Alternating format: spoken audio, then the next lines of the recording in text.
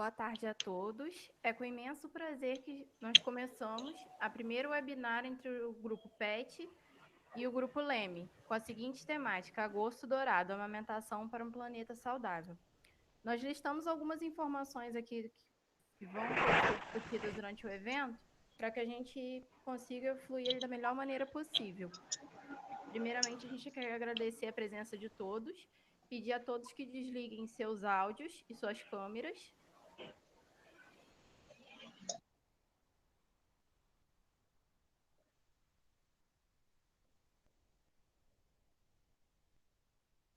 E o primeiro aviso é quanto à lista de presença. As pessoas que se inscreveram e desejam ter certificado, nós vamos estar lançando 2 listas de presença, que vão ser enviadas aqui no chat. E para a pessoa receber o certificado, ela tem que ter tanto a primeira presença quanto a segunda, que vai ser disponibilizada minutos antes de acabar essa webinar. As perguntas que vão ser destinadas à palestrante vão ser computadas pela nossa equipe de monitores, por meio do chat aqui do nosso webinar, e a gente pede para que vocês se identifiquem com o nome, a função de vocês, a instituição, se houver alguma, e qual é a pergunta, em caixa alta, no caso, apertando a tecla Caps Lock. E que no final haverá o sorteio de um brinde, que a nossa tutora do Grupo PET vai dar, a professora Marcela. Mas para ganhar, vocês vão ter que ter essa confirmação das 2 presenças.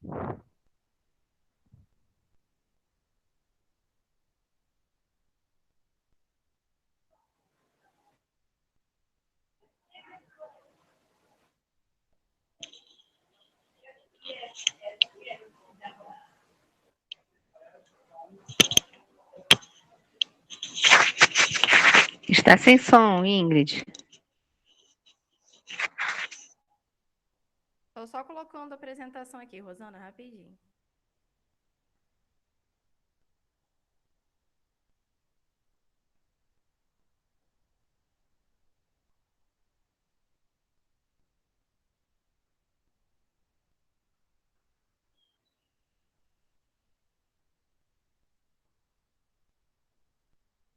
Quem vai dar início à palavra é a professora Rosana, que é do Grupo Leme, Laboratório de Estudos sobre Mulheres.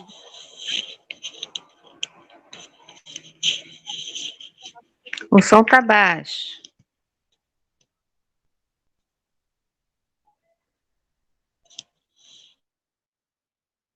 Oi, Rosana.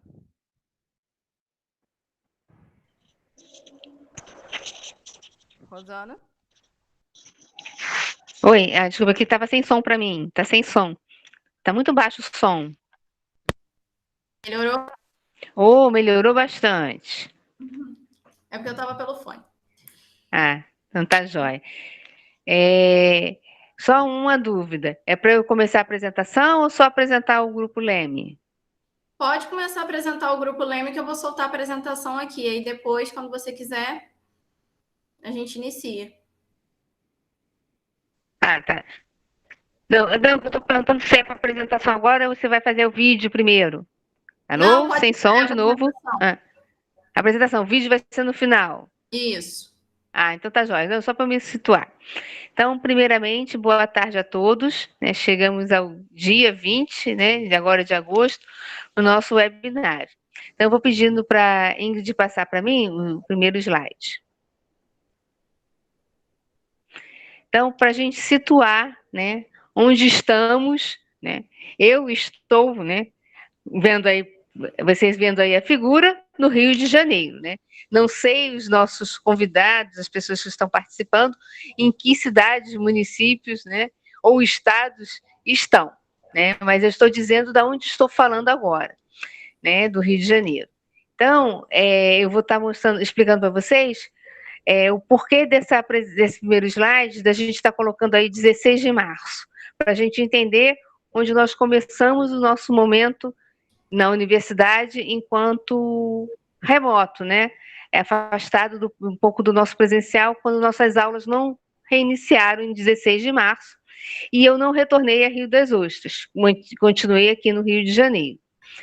E aí a nossa outra pergunta, por que esse webinário? Né? Eu sempre trabalhei com aleitamento materno E achei interessante da gente estar fazendo uma atividade nesse agosto dourado. Mas como fazer se a gente não poderia fazer o nosso presencial? Então, pensei nesse webinar e vou estar contando para vocês a história de como foi chegando para chegar esse dia. Pode passar o próximo. Então, a nossa questão de apresentar o nosso grupo, né? Então, em primeiro lugar, eu apresento o grupo de pesquisa, né, que a gente tem na universidade, que é o Laboratório de Estudos sobre Mulheres em Enfermagem, né, que trabalha com a sigla de LEME. E dentro desse grupo, eu tenho uma linha de pesquisa onde eu estudo a mulher nutriz no cenário da amamentação. Né? Então, a partir daí, eu fui pensando na possibilidade de estar trazendo esse evento.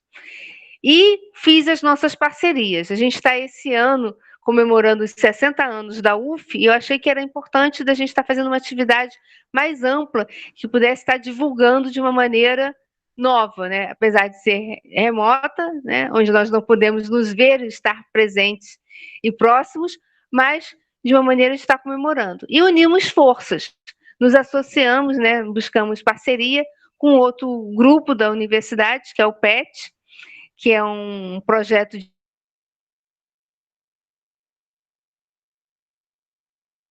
ensino e tutoria, né? E eu convidei a professora Marcela, tem a parceria que não está aqui, o presencial, né? Mas está por detrás, que é a nossa líder do grupo de pesquisa, que é a professora Jane Quitete.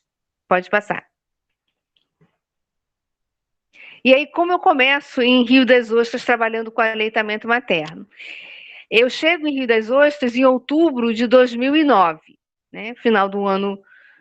No ano e no ano letivo, não tinha atividade nenhuma de projetos. Então, no ano de 2010, eu começo o meu primeiro projeto de extensão, onde eu trabalhei com aleitamento materno, e aí essa figura que aparece aí, que eu estou com 2 bonecos, um casal aí com um bonequinho, são 2 alunas, né, que vestiram esses bonecos, e eu fiz uma atividade de extensão na universidade, capacitando os discentes em relação ao aleitamento materno. E nessa atividade, nós fizemos visita a um posto de saúde, levando esses 2 bonecos, e visita ao hospital que tem a maternidade lá em Rio das Ostras. E foi uma atividade muito interessante, fizemos um vídeo, né, foi muito gratificante. Para os alunos, nós fizemos durante a agenda acadêmica, que é a atividade que a gente desenvolve na Semana Científica Nacional. E a outra fotografia, nós temos, eu e aparece uma enfermeira que é do município de Rio das Ostras, que foi o segundo ano, 2011, que eu continuei com um projeto de extensão, sendo que dessa vez capacitando os enfermeiros da rede para trabalhar com a questão de aleitamento materno durante as semanas de amamentação. E aí isso sensibilizou a todos da prefeitura, e depois, no ano seguinte, eles começaram a fazer as atividades da Semana Mundial da Amamentação, e a gente começou a trabalhar muito em parceria, e eu fui levando as minhas questões de aleitamento materno para outras demandas. E agora, mais focada no grupo de pesquisa. E agora chegando ao nosso Agosto Dourado. Pode passar. Mas antes de falarmos do nosso Agosto Dourado, a gente tem que lembrar que em agosto nós vemos as questões do Dia dos Pais há muitos anos, né? Então, os pais que apoiam a amamentação criam filhos prontos para o mundo. Então, a gente sempre aproveita a parceria do Dia dos Pais e também trabalha com essa questão do pai junto à questão da amamentação. Pode passar.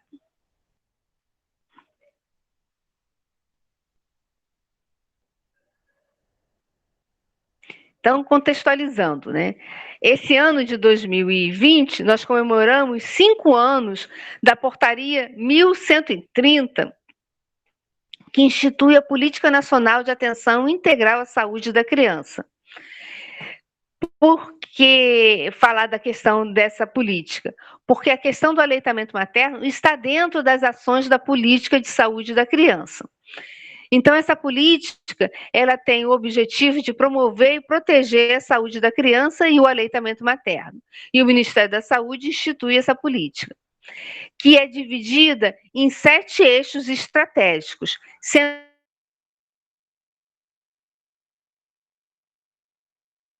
que um desses eixos é o que compete à questão do aleitamento materno. Pode passar. Pode passar? O que seria o eixo? Seria o eixo 2, que trata do aleitamento materno e alimentação complementar, saudável. Essa estratégia, ela está ancorada na promoção, proteção e apoio ao aleitamento materno, iniciando na gestação, né, onde a gente trabalha as questões do pré-natal. Pode voltar ao slide, por favor, ao anterior? Obrigada. Onde a gente trabalha a questão da amamentação durante a gestação no pré-natal e trabalhando as questões das vantagens para a criança, mãe, família e sociedade. Pode passar. Opa, é o da que fala a anterior. Essa, obrigada. Não anterior? Essa aí. Então, dentro dessa política, que é a política nacional de aleitamento materno, que traça as questões de promoção, proteção e apoio ao aleitamento materno, a gente trabalha com a questão da educação, comunicação e mobilização social. Então, essa ação, ela tem o objetivo de desenvolver as competências que vão estar trabalhando as questões de incentivar e induzir a mobilização social em relação ao aleitamento materno. Então, durante essa questão, a gente vai trabalhar com a Semana Mundial da Amamentação, que acontece de 1 a 7 de agosto. E essas comemorações, elas são de grande importância para a gente discutir a questão do aleitamento materno. Pode passar. E agora eu vou começar a contar a história da Semana Mundial da Amamentação. A Semana Mundial da Amamentação, ela inicia-se no ano de 1992, com o objetivo de dar uma visibilidade em relação ao aleitamento materno no mundo. E ela foi lançada por uma aliança internacional, que traduzido em português, é a Aliança Mundial para a Ação da Amamentação, que é o ABA. E ela traça cada ano, desde 92, uma temática para que a gente esteja trabalhando durante essa semana proposta para divulgar e disseminar a questão do aleitamento materno.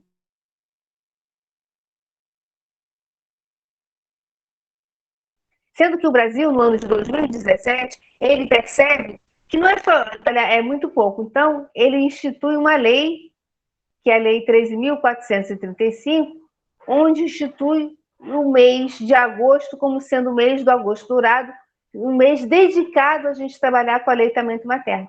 Então, a gente trabalha com as questões do aleitamento materno de 1 a 31 de agosto, mas o importante é que a gente trabalhe os 12 meses do ano. Seguindo, por favor. E a gente tem como simbologia para esse nosso agosto dourado, este laço dourado, que ele tem a representação de ser um padrão ouro, né, para a alimentação da criança, onde um lado ele é do laço é a mãe, o outro lado do laço é o bebê, e o nó, que é essa união que vai estar nos mostrando nossa rede de apoio, ele vai ser representado por esse pai, por essa família, por essa sociedade e por todas as pessoas que apoiam o aleitamento materno. Seguindo, por favor. Aí aqui eu vou trazer 2 slides, onde a gente vai fazer o nosso panorama histórico das Semanas Mundiais de Amamentação, que começaram em 92 e estamos agora em 2020, quase 30 anos de Semana Mundial da Amamentação. Então, se vocês perceberem, cada ano tem uma temática. E no ano de 97, a gente já trabalhou uma temática, que é amamentar, é um ato etológico, que vai estar trazendo, montando a questão do tema desse ano que a gente vai estar vendo mais à frente. E se vocês perceberem, a partir de 99, ao lado tem o nome de uma mulher, que na verdade é uma atriz, que representa que desde esta data começou a ter a parceria em relação a trabalhar essa campanha em prol da Semana Mundial da Amamentação, unindo ao ABA, que é essa aliança internacional, o Ministério da Saúde no Brasil e a Sociedade Brasileira de Pediatria. E uma das parcerias que a Sociedade Brasileira de Pediatria traz nessa campanha é buscar uma pessoa que tenha uma imagem no meio público, que queira trabalhar essa imagem em prol da amamentação e é chamada e convidada para ser a madrinha dessa campanha. Então, a gente tem ao lado vários anos que nós tivemos campanhas com madrinhas, que são atrizes, se vocês observarem. Luísa Brunet, Glória Pires, Luísa Tomé, Cássia Kiss, E no próximo slide a gente também vai vendo outras pessoas também. Pode passar, por favor. Né? E aí a gente tem várias outras atrizes. E aí tem um slide, uma figura que eu botei, que mostra os cartazes desde 99, que são os que são parceria que o Ministério e a Sociedade de Pediatria trazem para as campanhas. Né? Foi um trabalho que eu apresentei ano passado num congresso que é nacional, que discute a questão do aleitamento materno. É o Encontro Nacional de Aleitamento Materno, que acontece de 2 em 2 anos. Né? E no ano de 2016, marcadinho ali de verde, a gente vê que também trabalhamos a mesma questão que a gente está trabalhando novamente nesse ano, questões ecológicas. E foi discutido o aleitamento materno, chave para o desenvolvimento sustentável. Pode passar. E aí chegamos à nossa campanha do ano de 2020, que é Apoio ao Aleitamento Materno por um Planeta Saudável. Qual é a proposta? É trabalhar essa visão mundial de uma maneira sustentável, saudável, em prol da saúde dessa criança e grande apoio à mãe. Pode passar.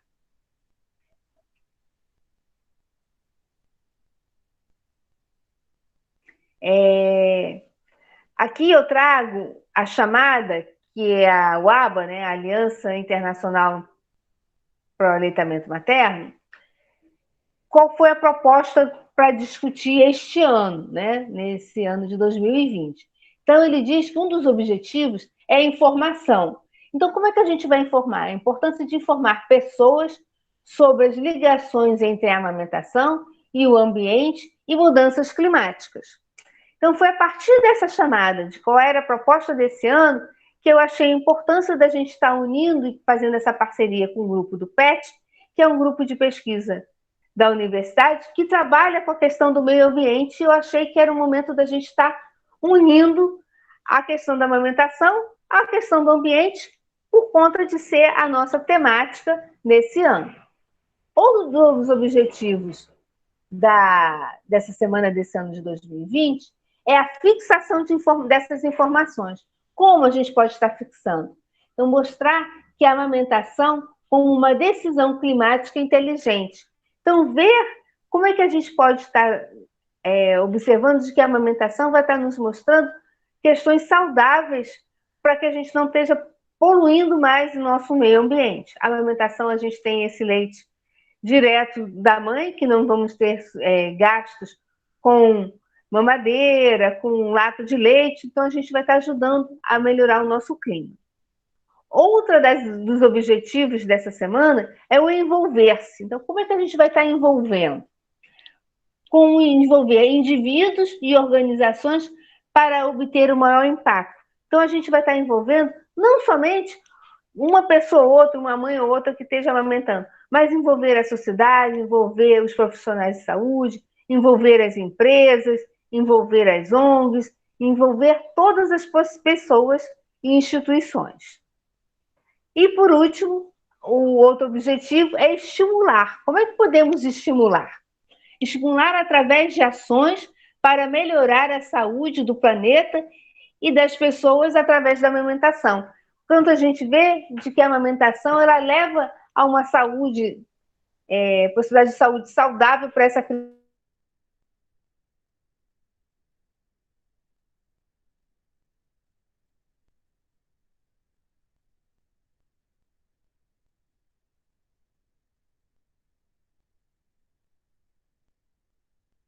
Pensa que ele vai ter benefícios até com a vida adulta.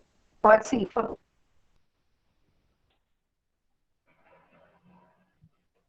Obrigada. Então, qual foi a proposta que essa aliança fez para esse ano?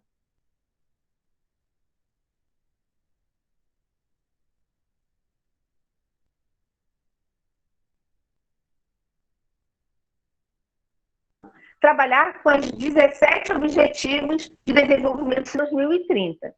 Então, eu vou estar discutindo com vocês e apresentando esses 17 objetivos como eles podem estar associados à questão da amamentação e à questão da sustentabilidade. Vamos falar o primeiro objetivo, número 1. Então, ele fala da questão da erradicação da pobreza. Então, ele mostra que a amamentação é uma maneira natural e de baixo custo de alimentação para as crianças e bebês. E aí a gente vai ter o quê? A possibilidade de acessível para todos e não sobrecarga de orçamentos das famílias em comparação com a alimentação artificial. Então, a amamentação ela contribui para a redução da pobreza. Segundo objetivo. O segundo objetivo, ele fala da fome zero, agricultura sustentável. Então, a gente está vendo como a gente está envolvendo a amamentação e a alimentação saudável. De que a amamentação exclusiva e a amamentação continuada por 2 anos ou mais,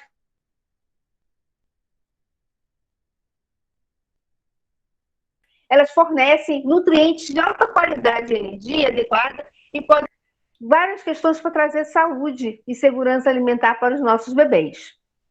Objetivo 3.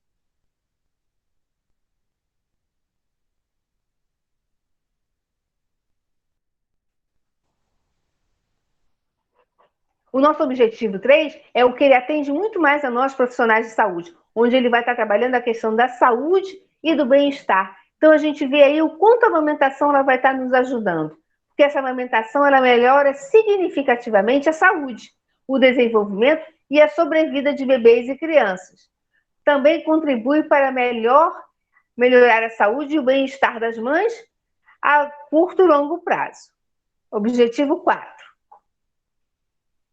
Aí ele vai falar da nossa grande importância, que é a nossa educação de qualidade, né? Então, a gente vê o quanto a amamentação ela vai estar nos ajudando e mostrando de que ela contribui para a qualidade dessas nossas crianças, principalmente para o seu desenvolvimento mental e cognitivo, promovendo a melhora do seu aprendizado.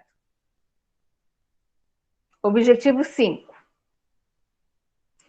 Ele trata da importância para as mulheres, a igualdade de gênero, mas não só a importância para as mulheres, mas para os homens também. Por isso que eu trouxe a questão do pai, lembrando desse agosto, do Dia dos Pais, que a importância da nossa igualdade, de que é um momento de amamentação, ela tem que ter a parceria do nosso pai, do pai da criança, né? Então, a amamentação é o grande equalizador, dando a cada criança um começo justo e melhor da vida.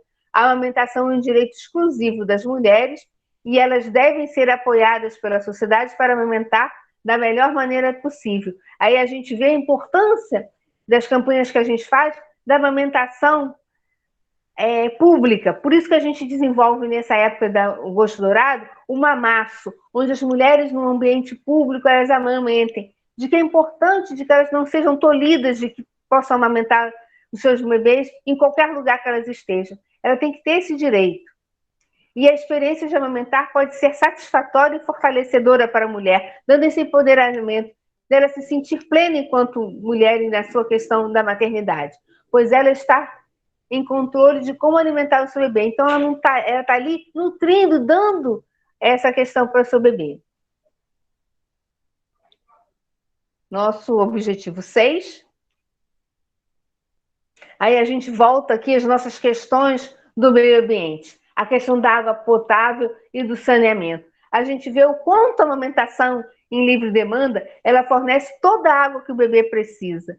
Se a gente pensar na questão do verão, calor, a gente não precisa dar outro alimento para essa criança. Ela pode ser amamentada mais vezes, porque o leite materno ele é rico em água.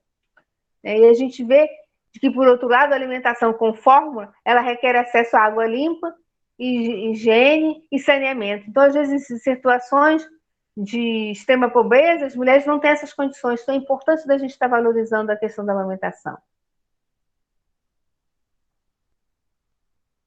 Nosso objetivo 7. Ele trata da questão da energia acessível e limpa. A amamentação ela implica menos energia, gastar tempo de gás, luz, questões da indústria de produção de fórmulas. Então, a gente também tem essa redução também da necessidade de água, de lenha, né, de fósseis. Então, a gente vai estar dando uma construção saudável e mais sustentável. Objetivo 7, ou 8.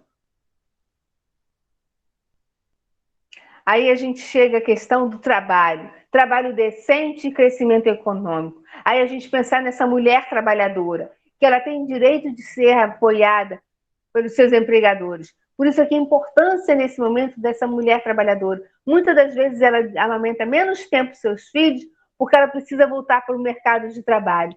Então a gente tem que estar investindo nos nossos empregadores. Trabalhar a questão de salas de apoio à amamentação, creches, né? Dando a possibilidade dessa mulher ter licença maternidade de 6 meses, que é o que a gente preconiza como aleitamento materno exclusivo de 6 meses, que essa mulher tenha a questão, porque isso vai dar a essa mulher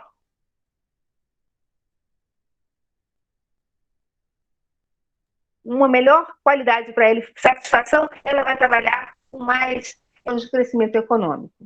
Nosso objetivo 9. A indústria, inovação e infraestrutura. Aí a gente vê a questão da industrialização, onde a gente tenta ver que essa mulher trabalha muito tempo nessa indústria. Então, buscar essa parceria também neste ambiente para estar apoiando essa mulher, ter creches próximos a essas indústrias ou até dentro desses espaços, para que essa mulher possa estar mantendo esse aleitamento materno.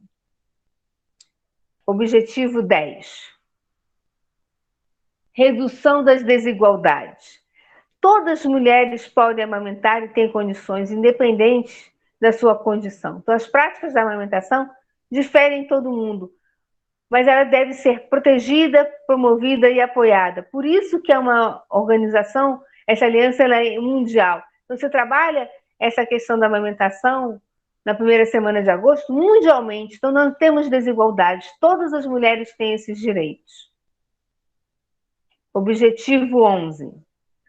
Cidades, comunidades sustentáveis. Então, a gente vê que a gente vive em grandes cidades. Hoje, nós temos tido nossos trabalhos remotos. E até nesse momento eu vou fazer um exemplo. Conversei hoje mais cedo com uma amiga, também professora da UF, que teve bebê agora no mês de julho, e ela vai ter possibilidade de estar mais tempo com os filhos, ela teve filhos trigêmeos, com ela um tempo maior, além da licença maternidade, que no Serviço Público Federal nós temos 6 meses, porque ela vai retornar da licença e vai ter trabalho remoto. Então, trabalhar de casa, ela vai poder estar mais próxima desses filhos. Então, a gente pensar como a gente pode estar melhorando os nossos ambientes de cidade.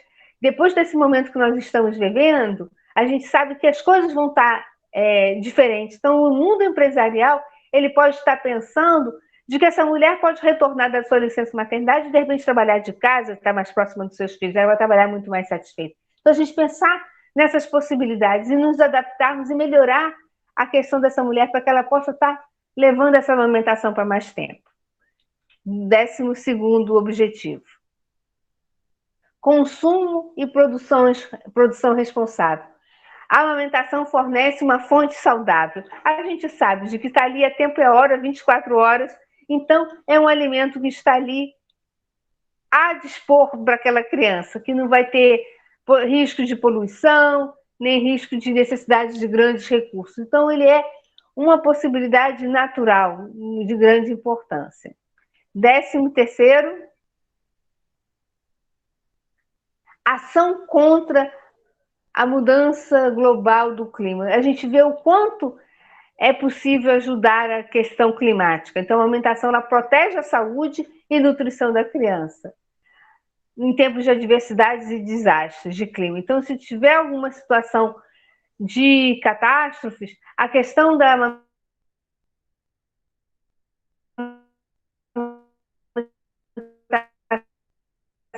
uma possibilidade para a mãe que vai ter uma dificuldade de acesso a algum outro alimento, uma melhor. 14º. 14º. Vida na água. A gente sabe o quanto a água é importante. A amamentação implica... A gente sabe que a fórmula vai necessidade de água. Então, quanto de água a gente vai ter que gastar para estar preparando fórmula? Quantas fórmulas ao dia? A gente sabe que é aleitamento materno exclusivo, a criança vai estar sob livre demanda e a gente não vai ter esse gasto. Então, a gente sabe da possibilidade de melhorar esse acesso da questão da água. 15º. Vida terrestre. A amamentação é ecológica. A gente vê que nós somos mamíferos, né? Então, se a gente olhar, todos os outros animais mamíferos amamentam suas crias, né? Então, por que nós, né, mulheres, não amamentamos também? Porque a gente não tem esse tempo maior com os nossos filhos, né? Então, a gente pensar nessa ecologia, o quanto é saudável também, né? Então, a gente vê que é a necessidade de outro leite, só se deixar essas questões para situações extremas. Então, cada mãe, cada mamífero, cada espécie de fêmea desses mamíferos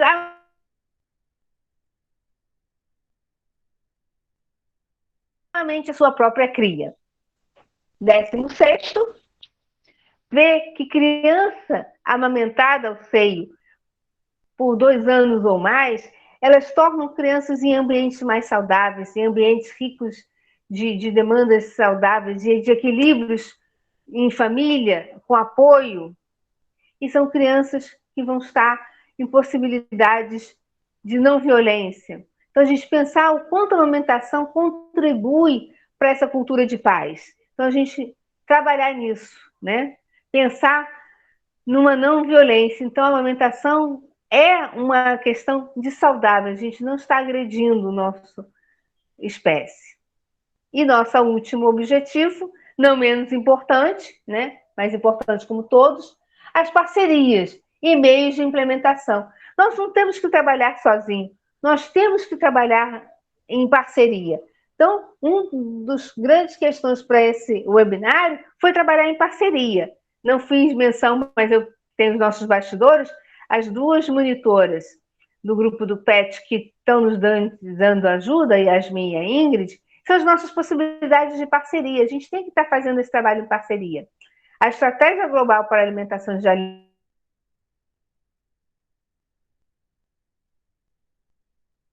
lactentes e crianças da primeira infância, elas têm que ser multissetoriais, onde a gente tem que trabalhar outras possibilidades, outros parceiros. Para quem milita e trabalha com a questão de aleitamento materno há muitos anos, como eu, a gente brinca quando vai em eventos de aleitamento materno, como foi ano passado, o Encontro Nacional de Aleitamento Materno, nós não sabemos qual é o outro profissional de saúde que está ali no nosso ambiente. Se ele é pediatra, se ele é fonoaudiólogo, se ele é nutricionista, se ele é enfermeiro. Tem uma amiga minha que é psicóloga e também trabalha com aleitamento materno há muitos anos. Ela diz, todos nós somos amamentólogos, todos nós trabalhamos em prol da amamentação, independente de sua categoria profissional. Então, a gente pensar nas nossas parcerias, né? Então, no aleitamento materno, independe de qual é a sua categoria profissional. Tem uma pesquisadora, ela fez a tese dela de doutorado sobre design, ela trabalhou com bicos, mamadeiras, chupetas, mostrando de que o ambiente de marketing está mais preocupado em lançar a questão mercadológica desses bicos e chupetas sem pensar nos benefícios ou malefícios para o aleitamento materno. Então, a gente perceber de que a gente tem grandes possibilidades de várias demandas. A gente tem, pela Fiocruz, a biblioteca virtual de saúde, que tem uma linha que trabalha só aleitamento materno. A gente vê bibliotecários ajudando nessa parceria, fazendo busca de livros, pesquisas e outras possibilidades.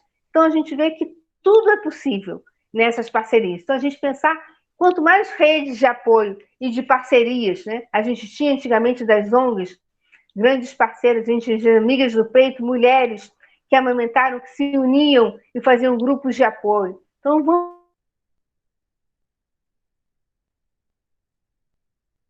vamos pensar nessas nossas grandes parcerias. Próximo, por favor. E aí, no próximo, a gente fala dessa nossa alimentação saudável. Aí eu coloquei, volte, por favor, na nossa alimentação saudável. Que não é essa dicotomia, esse distanciamento e essa briga, de que aleitamento materno é uma alimentação natural, é o que a gente tem que pregar, a mãe amamentar seu filho, e a alimentação artificial, essa alimentação industrializada, não é uma alimentação saudável e essa mãe é uma má mãe porque não amamenta ao seio do seu filho. A gente tem que pensar de que o importante é que tanto o aleitamento materno ao seio com leite da mãe ou o aleitamento artificial através da alimentação industrializada sejam uma forma de alimentar essa criança saudável, a gente ter cuidados para essa questão saudável. Porque nós temos uma situação de saúde que impede dessa mulher amamentar o seu filho. Pode passar o próximo. A questão das mães soropositivas para o HIV. Então, essas mulheres não vão poder amamentar os seus filhos, elas vão ter que usar dos leites industrializados. Então, a gente tem que estar dando apoio a essa mulher também para que ela alimente, mesmo com fórmula, de um modo saudável, né, o seu filho. Então, o importante é a gente pensar um pouco nessa frase do Frederico Lebayer, no livro dele, que fala da questão do nascer sorrindo, de que nutrir a criança, sim, mas não só com leite. É preciso pegá-la no colo, é preciso acariciá-la, embalá-la e massageá-la. Para os bebês, alimentos tão indispensáveis, se não mais, do que vitaminas, sais minerais e proteínas. Então, essa criança precisa de colo, apoio, aconchego. E independe se vai ser no contato seio com a mãe na amamentação exclusiva ou através de um recurso que é a mamadeira, mas de uma maneira também carinhosa. Então, a gente pensar nessas mulheres que não vão poder amamentar ao seio, mas que precisam também ser apoiadas por nós. Próximo, por favor. Aí aqui a gente vê algumas questões que a gente tem que estar resgatando dessa importância da amamentação. Então, a alimentação nos primeiros anos. A importância da amamentação na sala de parto. É a hora ouro da criança, aquela primeira hora após o nascimento. A gente tem que estimular aquele contato pele a pele do bebê com a sua mãe, se ambos estiverem saudáveis naquele primeiro momento, que ali a gente vai estar favorecendo e fortalecendo esses laços para beneficiar a amamentação. Ali a gente vai estar estimulando os nossos hormônios, a questão da hormônio ocitocina, que é o hormônio do amor, a questão do hormônio prolactina, que vai ajudar a produção do leite, a injeção desse leite. Então, a importância da amamentação na sala de parto, que ele é pouco estimulado nas nossas maternidades. Então, vamos pensar em primeiro contato pele a pele e depois os cuidados com o recém-nascido. Se a criança nascer saudável, vamos botá-lo em contato com a sua mãe. Próximo, por favor. A importância do aleitamento materno nos 6 meses de idade. A exclusividade. Nos 6 primeiros meses de vida, só leite materno, nenhum outro alimento. Excepcional se for alguma medicação que o bebê tenha que tomar. Fora isso, nada de chazinho, nada de suquinho, nada. Só nada de aguinha. O bebê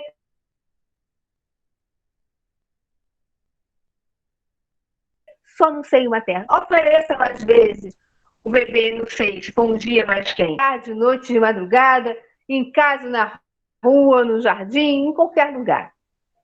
Próximo, por favor. Aqui, uma parte que poucos nós profissionais de saúde pensávamos, a gente sabia trabalhar a questão dos 6 meses da exclusividade, mas essa criança depois fazia 6 meses, entrava, começava a introdução dos novos alimentos, aqui a gente tem o nosso grande início do desmame, porque muitas das vezes, ou o nutricionista ou o pediatra, que são os profissionais que podem receitar outro alimento para a criança, acabavam oferecendo um leite. O leite continua sendo materno. A partir dos 6 meses, a criança vai entrar outros alimentos, são as papinhas e as frutas. O leite é o leite materno. Então, a partir da introdução dos novos alimentos, não vamos tirar o leite do peito, ele continua. A gente vai iniciar as papinhas e as frutinhas. Próximo, por favor. E aqui é o que eu vejo e me deu grande alegria esse ano. A gente tem uma atividade na universidade que é um grupo que a gente desenvolve com prática de grupo de gestantes. E esse ano a gente, por conta de estar remotamente, a gente não pôde estar fazendo nossos grupos. Então não tivemos mais novas gestantes, mas a gente tem acompanhado aquelas que já tiveram seus bebês e seus bebês estão grandes. E nesse mês de agosto, né, no Agosto Dourado, eu tenho a cada dia mandado uma mensagem em relação ao aleitamento materno. Muitas delas já estão com seus bebês, né, crianças grandes, e muitas delas postando fotos de suas crianças com mais de 1 ano, quase 2 anos, mantendo o aleitamento materno. Crianças que já estão com as suas papinhas, com as suas comidinhas da família, né? Crianças já lá com 1 ano e 7 meses, 1 ano e 8 meses, e continuando no seio materno. Então, isso me mostrou de que é possível. E eles se sentindo felizes e postando de que estão ainda em amamentação. Mas a nossa sociedade, muitas das vezes, acha que essa mulher tem que estar parando de estar amamentando seu filho, que a criança já está grande, não precisa mais do peito. Ela precisa sim, porque isso é esse afago, isso a gente está dando carinho, apoio, pensando na nossa cultura da paz, o quanto essa criança vai estar muito mais tranquila, muito mais calma. Então, a gente tentar levar a nossa amamentação até os 2 anos de idade. Próximo, por favor. Aí aqui eu trago resultado de um estudo que o Ministério da Saúde divulgou agora na campanha da abertura da Semana Mundial da Amamentação, onde nos faz perceber quantas questões a gente ganhou nos tempos, mas que a gente ainda tem muito o que fazer. Os primeiros estudos que tratam da questão de prevalência em aleitamento materno, eles datam de 1986.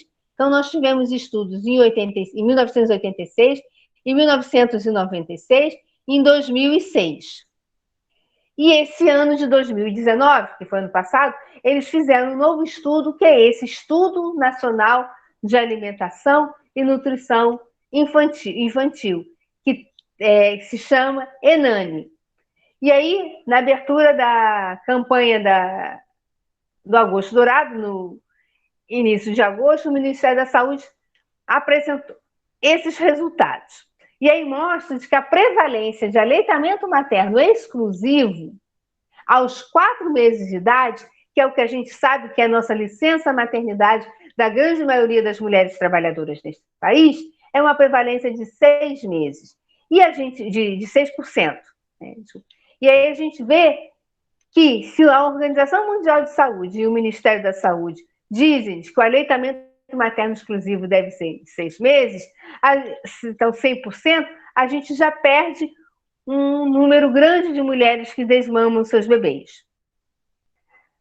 Já a prevalência com o bebê tendo menos de 6 meses, a gente tentar chegar aos nossos exclusividades dos 6 meses, cai para uma prevalência de 45,7% de aleitamento materno exclusivo. Aí a gente vê o quanto o continuado a gente consegue, né? Então, com 1 ano de idade, 2 meses, a criança tem uma prevalência de manter esse aleitamento materno continuado, entrou os novos alimentos, mas essa mulher continua, 53,1%. Então, a gente tem um grande número. E nos chama a atenção essa criança chegando a quase 2 anos, né, 24 meses, de que essa prevalência de aleitamento materno continuado é de 60,9%. Então, a gente vê de que, se a gente for olhar os estudos anteriores, aumentou um pouco, alguns percentuais. Mas, no entanto, se a gente pensar, eles não estão o nosso ideal. Então, a gente vê o quanto temos que fazer ainda em relação a incentivos de promoção, proteção e apoio ao aleitamento materno. Próximo, por favor. Agora, temos que chegar a uma conversa, né, na nossa realidade.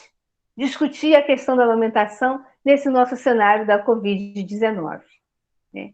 Que tem coisas saindo a cada dia. Né? Se a gente for pensar no que tem se avançado desde que a gente começou, em final de dezembro de 2019, falar em Covid, né, na China e chegar ao Brasil em fevereiro, a gente vê de que a cada dia a gente tem que estar lendo, a gente tem que estar olhando os sites importantes, o que tem saído de artigo, e a questão das organizações que trabalham em relação ao aleitamento materno tiveram que também rever essas questões, porque gera milhões de dúvidas.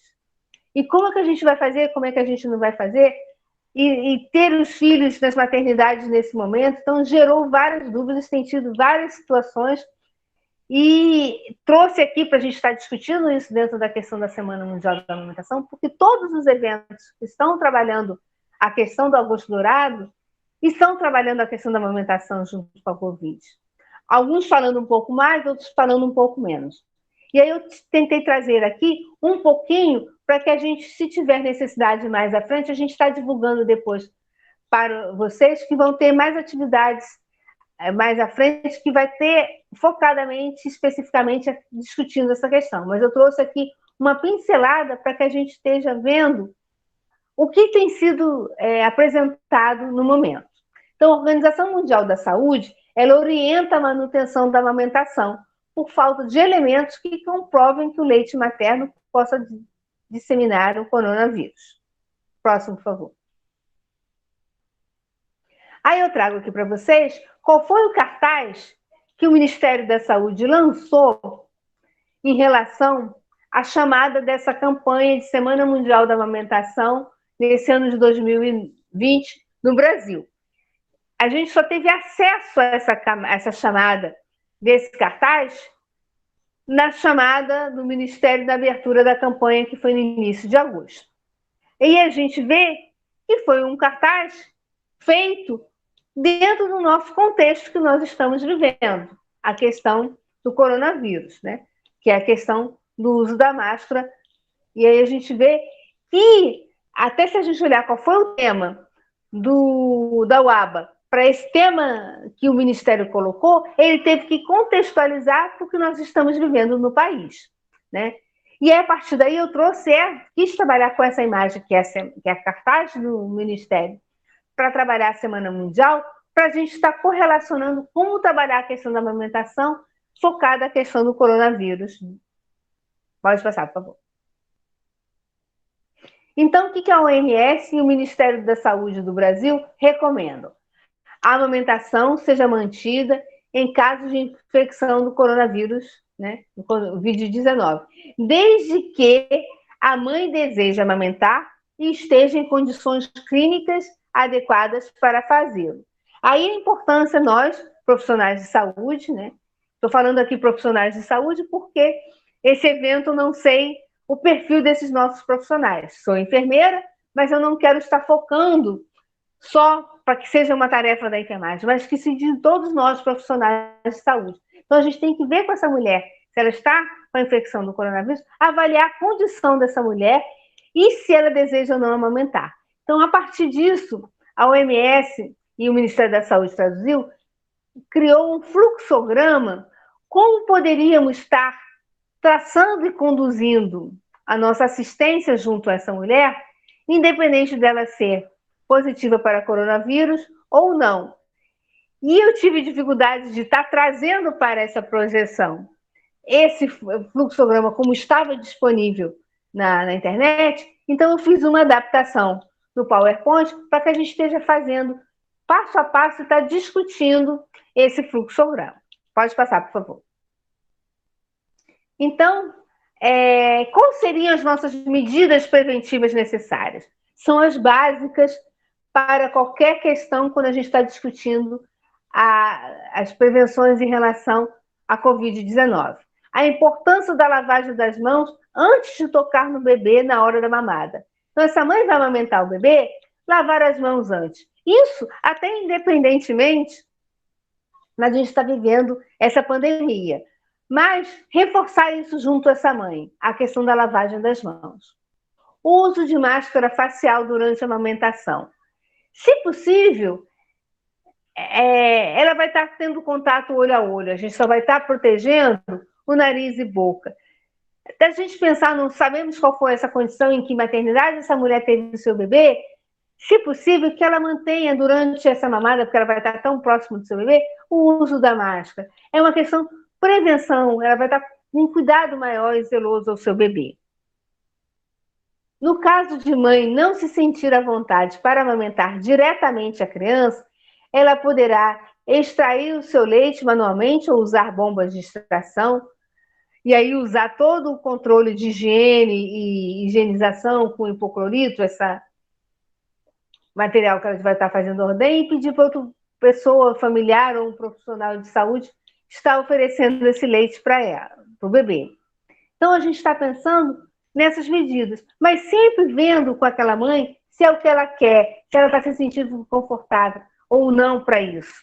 Então, estar sempre conversando com a mãe. A decisão é dela, em qualquer momento, em todos os momentos, independente da situação da pandemia. A decisão da amamentação, ela é uma decisão da mãe, da mulher.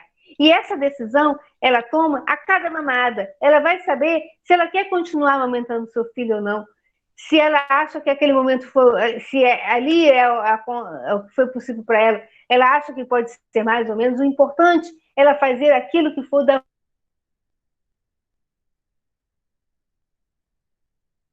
vontade dela, ela se sentir feliz com isso. E nós temos que estar apoiando em qualquer decisão dessa mulher. Então, vamos pensar nesse nosso fluxograma. Pode passar, por favor.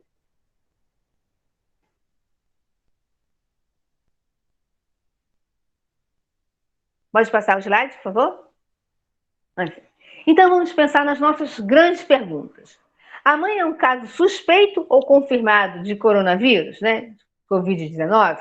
Aí a gente tem essas duas possibilidades de resposta. Sim ou não, certo? Então, se for caso não, como é que a gente estaria procedendo com essa mãe?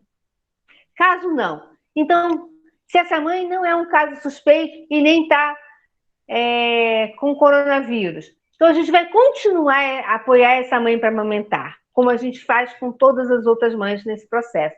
Então, para recém-nascidos, inicie o contato pele a pele imediato e a amamentação na primeira hora de vida, se a gente estiver no contexto da maternidade. Então, se a mulher foi ter o bebê na maternidade, que nesse momento que nós estamos vivendo, essa mulher está, em alguns momentos, insegura de ter seu bebê, né? Como é que ela vai para a maternidade? Mas ela foi para a maternidade que a gente esteja estimulando essa amamentação na sala de parto. Se o bebê é menor de 6 meses, né? Se a criança já é menor de 6 meses, que a gente continue incentivando e apoiando o aleitamento materno exclusivo. E se for uma criança maior que 6 meses, que a gente continue apoiando essa mãe em relação ao aleitamento materno e à alimentação complementar e saudável. E o importante, não separe mãe e bebê. Então, tentar mantê-los juntos, o importante é isso. Aconselhe a mãe a lavar as mãos, isso a gente tem que estar lembrando, né? Passar álcool gel, se for o caso, sempre antes de tocar o seu bebê, e limpar e desinfectar regularmente as superfícies que tocar, que vai fazer uma troca de fralda do bebê, está sempre mantendo essa higienização. Próximo, por favor. E no caso, se for um caso, sim, essa mãe está um caso suspeito de Covid-19 ou está com Covid-19. Primeira coisa, a gente tem que saber se essa mãe está bem o suficiente para amamentar. A gente tem que avaliar a condição de saúde dessa mulher, né? Várias demandas, comorbidades, questão respiratória, se ela está hospitalizada, se ela está em casa. Então, a gente tem que estar pensando nisso. Então, se ela for um caso sim, e ela está bem para amamentar. Então, se ela está bem para amamentar, a gente está respondendo sim na nossa coluna, ela está na maternidade? Então, vamos estimular a amamentação na sala de parto e manter o parto com todo o controle de higiene, ali colocando a questão da troca regular de máscara dessa mãe, da camisola, dos lençóis, daquele ambiente. E se ela estiver em casa, manter a higienização dos seus ambientes, manter a higienização da sua mão, utilizando máscara, ter esses cuidados. E no caso, essa mãe não está em condições para amamentar, ela não está bem de saúde. Então a gente vê, essa mãe é capaz de retirar o seu leite? Aí a gente vê, sim, ela é capaz de tirar o seu leite. Aí ela tira o seu leite e uma outra pessoa alimenta essa criança, até essa mãe se sentir em condições para amamentar o seu bebê. Ah, não, essa mãe está grávida, essa mãe teve... a criança está bem, mas a mãe está grávida, precisou ficar internada, precisou ficar num CTI. Então, a gente vai ter que buscar o uso de um alimento industrializado. Então, para alimentar essa criança, a gente vai ter que ter todo o cuidado e seguir o Guia Alimentar para Crianças Brasileiras Menores de 2 anos, que é um manual que eu vou estar mostrando na referência bibliográfica, que vocês têm todas as orientações para como utilizar de uma maneira saudável este leite industrializado. Próximo, por favor. E, por fim, essa mãe está disposta para amamentar após recuperação?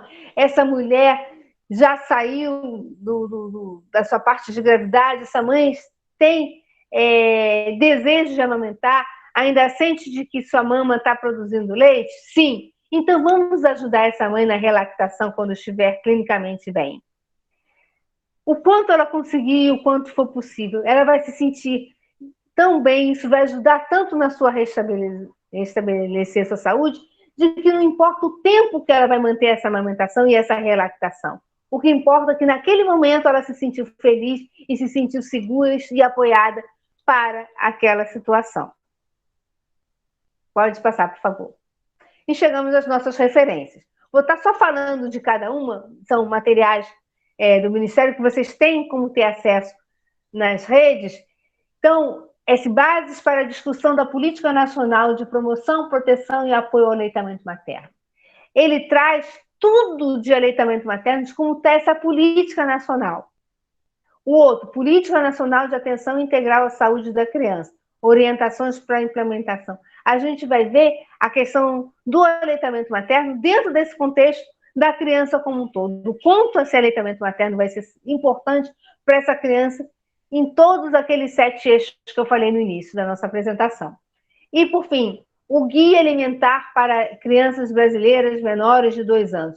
Ele foi lançado ano passado, em 2019, no Encontro Nacional de Aleitamento Materno, como eu falei para vocês. Ele está atualizadíssimo, é um material muito bom para trabalhar aleitamento materno exclusivo, alimentação complementar, toda a vida da criança em relação à alimentação saudável nesses 2 primeiros anos de vida. Próximo, por favor. E em relação à Covid-19, eu tracei aqui os nossos grandes sites que podem dar nos nossos apoios, que vocês podem estar buscando informações o tempo todo, que é o site da Organização Mundial de Saúde, site do Ministério da Saúde, a Rede Nacional de Bancos de Leite Humanos, né, que está ali na sequência, que é a Rede BLH, e a Sociedade Brasileira de Pediatria, que é o SBP. Que esses 4 instituições, né, são as que mais trabalham na questão da amamentação e vai estar trazendo revisões atualizadas em relação a como lidar na questão da amamentação no contexto da Covid. Né? Então, agradeço a todos vocês, né, essa oportunidade de estar trazendo essas informações que são de suma importância para que a gente pense na amamentação, né? Não só no mês de agosto, mas os 12 meses do ano. Então, a gente ter confiança, né?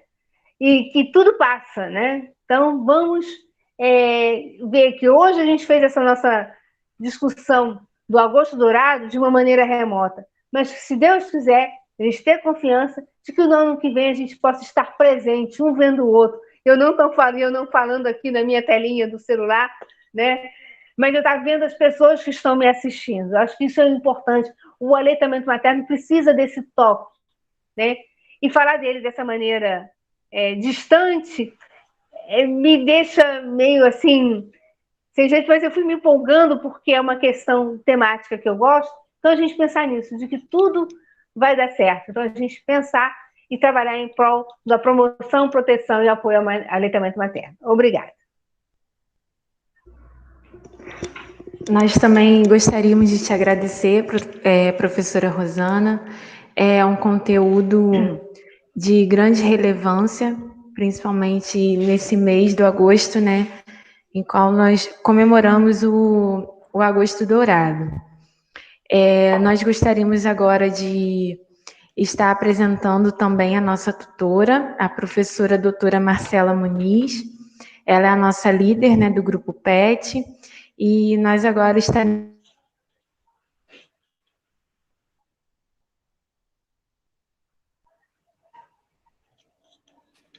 Boa tarde a todos.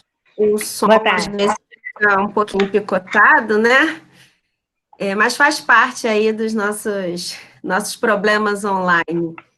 Então, primeiramente agradecendo, né, o convite da professora Rosana, especialista aí nessa área de amamentação, né, do Grupo Leme também, agradecendo o convite, e das meninas também, das nossas alunas petianas, Yasmin e Ingrid também, né, que juntamente com a professora Rosana tiveram a iniciativa de estarem elaborando, desenvolvendo esse evento, esse importante evento, que nesse ano, como Rosana falou, né, esse tema da amamentação, ele está diretamente relacionado a um campo da pesquisa que eu gosto muito de trabalhar, que é o campo da saúde ambiental, né? Então, está associando esse tema da amamentação juntamente com a saúde ambiental, para mim, foi de uma forma brilhante. E ainda mais importante nesse momento da minha vida, porque sou lactante, né? Estou com um bebê de 11 meses aí, então, vivendo esse importante momento, porque com certeza é um momento assim muito especial na vida de toda mulher que pode, né, que tem a oportunidade de amamentar. Isso é um momento único na vida de toda mulher, né? Então, assim, além da minha experiência, né, tá sendo mãe e podendo amamentar pela segunda vez na minha vida, né? Eu agradeço muito a Deus por isso.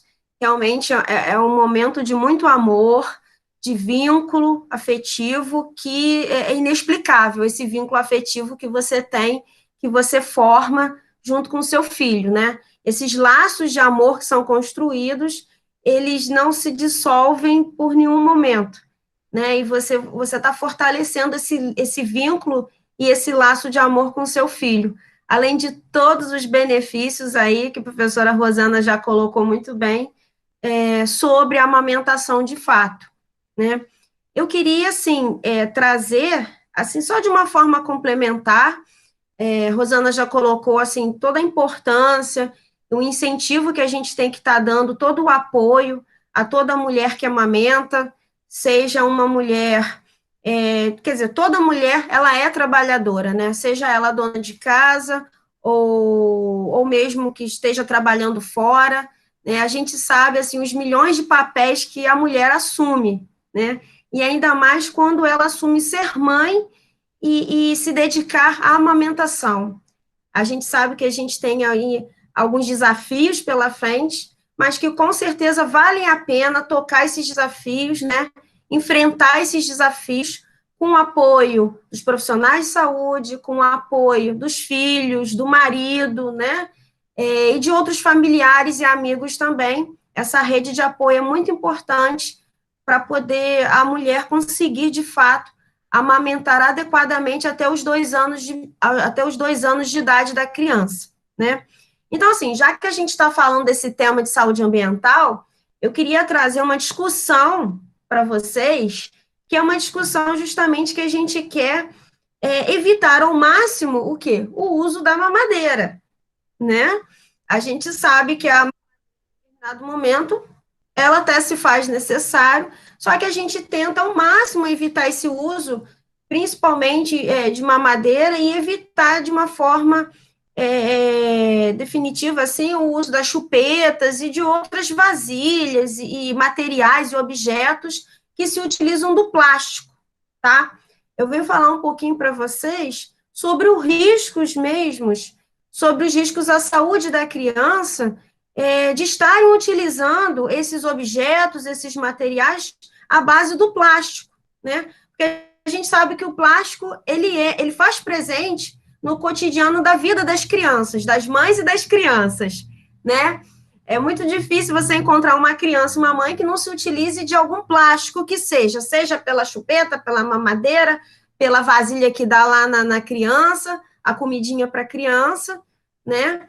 Mas entender um pouquinho sobre essa questão dos riscos à saúde infantil relacionados ao uso do plástico. Mas, de fato, qual é esse risco, né? Então, eu trouxe aqui uma apresentação também curta para vocês, tá? Não vou tentar ser sucinta, o mais breve possível. Deixa eu tentar compartilhar a tela aqui com vocês. tá? Da minha apresentação.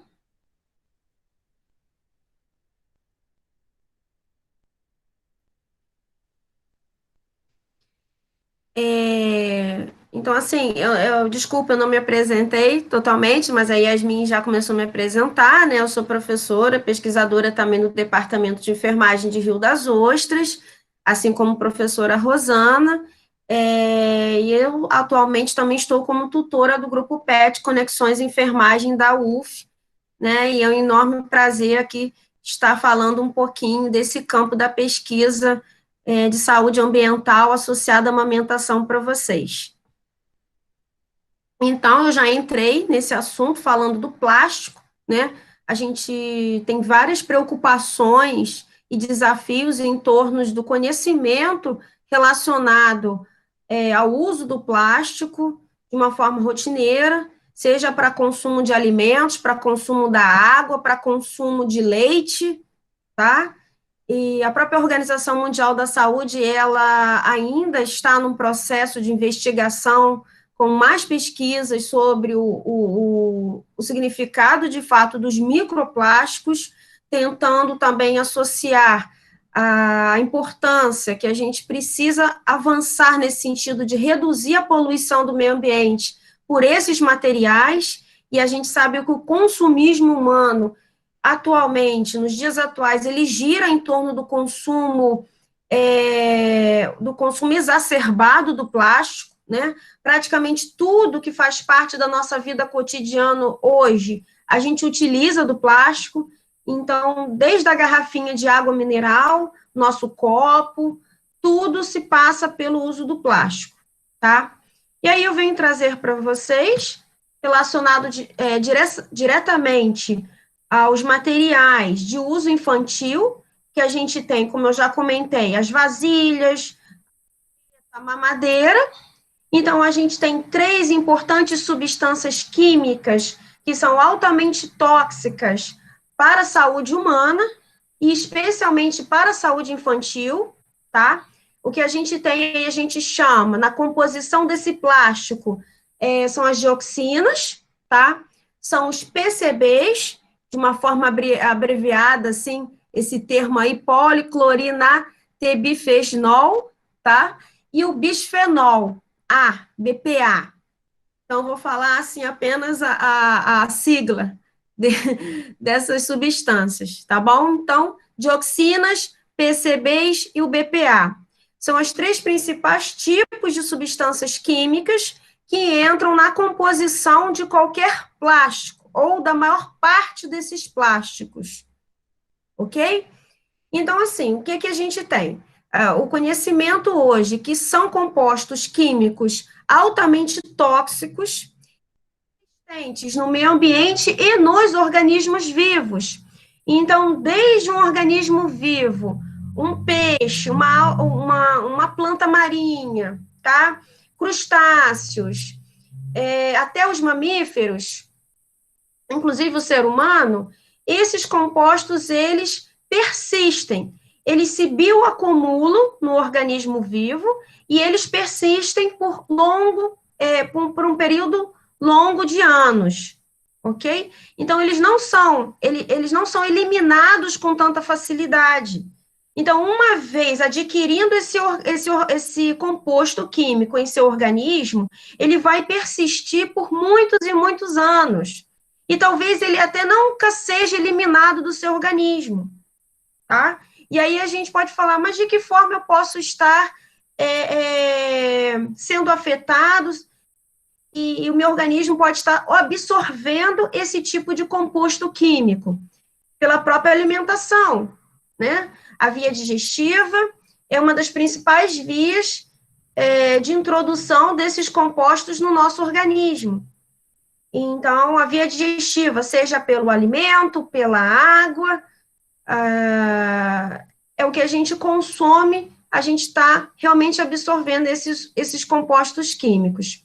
Existem outras vias, né, como a via dérmica também, em algumas situações, e a própria via inalatória, tá ok?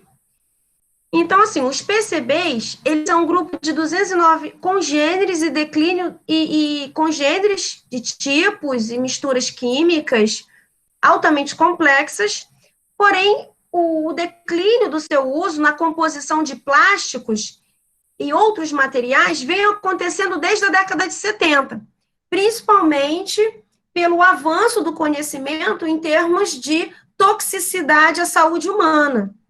Então, assim, antigamente ele era utilizado em larga escala. Atualmente ele já vem sendo, o uso dele vem sendo restrito de uma forma cada vez maior, tá? Mesmo assim, ainda se encontra presente em muitos plásticos. Isso, os PCBs. A gente tem as dioxinas, que são termos amplos aí utilizados para designar um conjunto de compostos com classe clínica conhecida, como é o de benzo-P-dioxinas policlorados, tá? E os PCDFs também, que são subprodutos a partir da síntese de alguns materiais orgânicos, que a gente encontra como o PVC, alguns agrotóxicos, até no papel, em alguns outros metabólicos de outros produtos, ou até mesmo a partir da incineração não controlada de resíduos orgânicos, e a gente pode encontrar essa situação aí nos aterros sanitários, né? E até em outras misturas, na composição de outros materiais em que tem misturas contendo cloro, tá? Então, a partir dessa incineração, dessa degradação desses materiais, eles são liberados para o meio ambiente ou para o organismo as dioxinas. Então, a gente tem evidências que alguns PCBs exercem uma toxicidade similar ao TCDD, que é considerado o congênero mais tóxico das toxinas. Então, a gente tem várias classificações aí, mas a gente tem um composto que é altamente tóxico para a saúde humana, tá?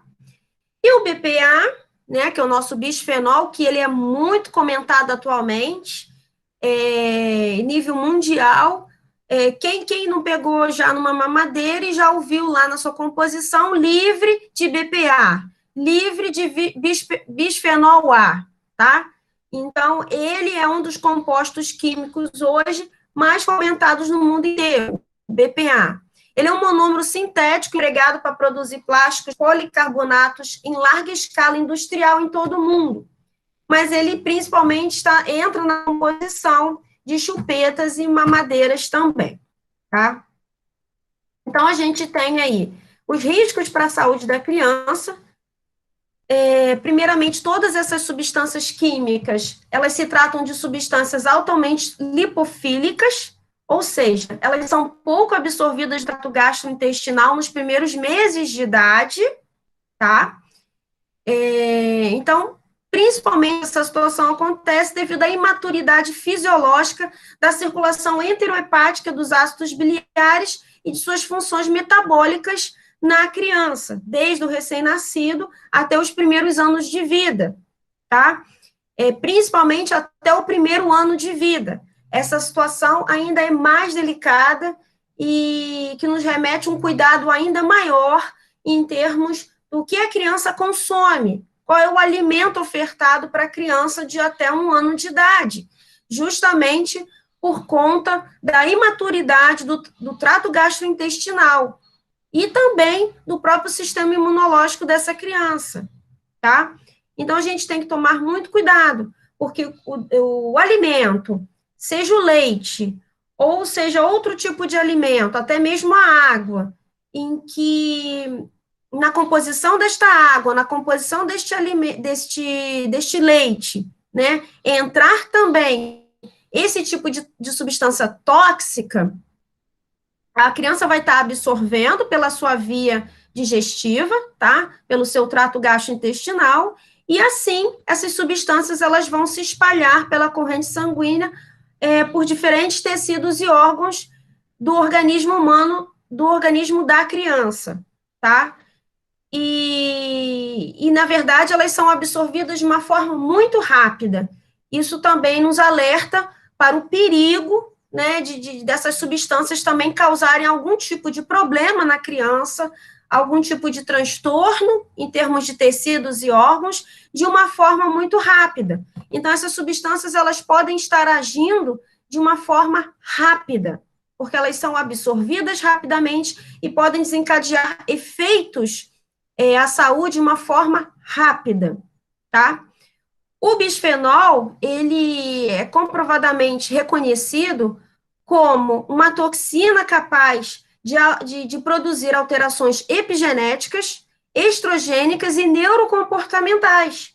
E aí a gente vem assim, discutindo isso, né, de uma forma ampla, diversos distúrbios e transtornos neurocomportamentais na criança,